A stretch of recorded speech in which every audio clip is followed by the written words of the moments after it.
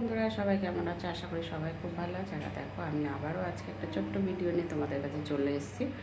আর সেটা কী রান্না করব চলো চটপট দেখে নাও। আর যারা যারা আমার ভিডিওটা ইউটিউব চ্যানেলে দেখছো তারা একটা সাবস্ক্রাইব করে সাথে থেকো, আর যারা ফেসবুকে দেখছো তারা একটা ফলো করে পাশে থেকো।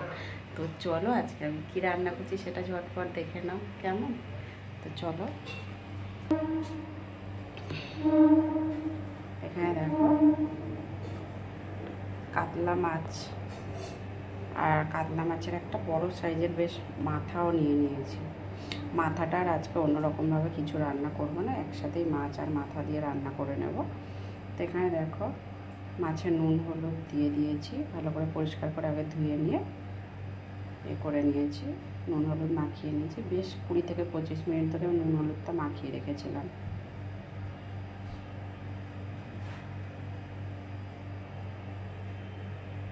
দেওয়া হয়ে গেছে, তেল তো গরমও হয়ে গেছে। মাছটা সবার প্রথমে ভেজে নিয়ে চলো।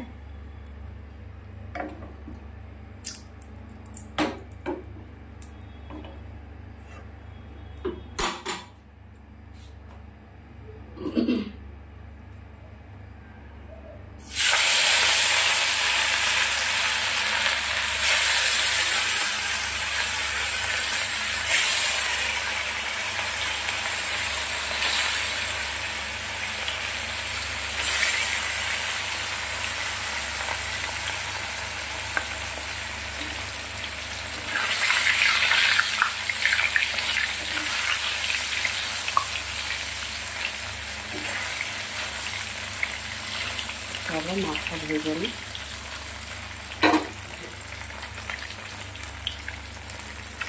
আচ্ছা, মাছের মাথা পুরোটাই ভালো করে ভেজে নিয়েছি। আর মাছটা না একটু আজকে খুব বেশি কড়া ভাজিনি, কিন্তু মোটামুটি একটু ভেজেছি। আর মাছের মাথাটা কিন্তু খুব ভালো করে ভেজেছি, এমনভাবে ভেজেছি তুমি কিন্তু ভাজা মাছের মাথাটা এমনিও শুধু খেতে পারো, ঠিক আছে? এরকমভাবেই ভেজেছি। তো দেখো এখানে কড়াই যে বাকি তেলটা ছিল, তেলের মধ্যে কয়েকটা পেঁয়াজ কুচিয়ে কাঁচা লঙ্কা ফাটিয়ে দিয়ে দিয়েছি। বেশ লাল লাল করে ভাজাও হয়ে গেছে, দেখতে পাচ্ছ। নুন দিয়ে দিয়েছি স্বাদ মতন। এখানে মশলা দেবো দেখো, পোস্ত আর সাদা সর্ষে দিয়ে করে নিয়েছি,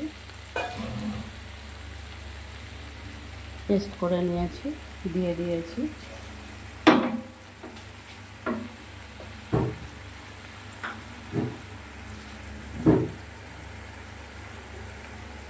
হলুদ দিয়ে দিচ্ছি পরিমাণ মতন। আর আমি কয়েকটা গোটা শুকনো লঙ্কা এর মধ্যে দিয়ে পেস্ট করে নিয়েছিলাম মশলাটার মধ্যে। আর এইভাবে যদি পোস্ত কালিয়া যদি খাও কাতলা মাছের, দারুণ লাগে কিন্তু পোস্ত কালিয়া।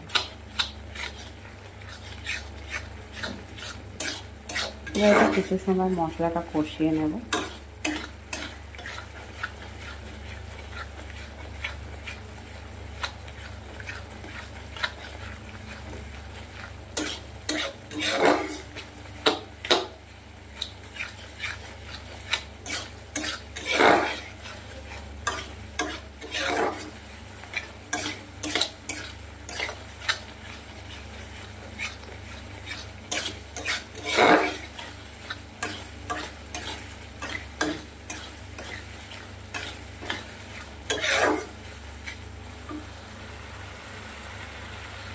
মাছের ঝোলটা দিয়ে এবারে এতে মাছের মাথাগুলো দিয়ে প্রায় 2 থেকে 3 মিনিট রান্না করে নিয়েছি।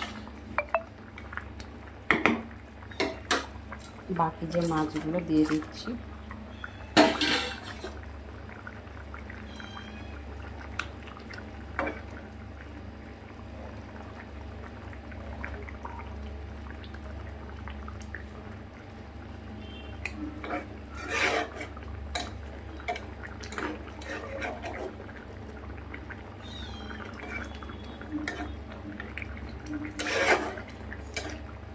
আর এটা বেশি না, 2 থেকে 3 মিনিট ফুটাবো, ফুটিয়ে নামিয়ে নেব।